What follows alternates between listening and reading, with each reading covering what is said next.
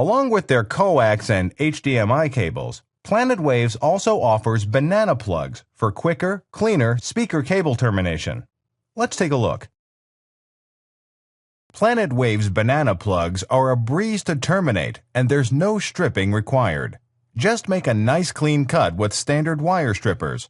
Push on the banana plug and screw to tighten to the speaker cable. It's that easy. These banana plugs work with any brand of speaker cable, and since they don't require wire stripping, the fragile copper strands are never in danger of being damaged or completely stripped away. The pin on the inside of the plug inserts directly into the cable, making 360-degree contact with the copper.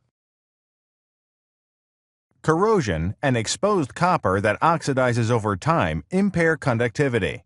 Because the screw holds the plug securely in place on top of the cable's outer jacket, copper is never exposed, and the gold-plated contacts will never corrode. The banana plugs are available for 16, 14, and 12-gauge speaker cable. There are color rings available for easy identification and rubber boot covers to prevent accidental shorting.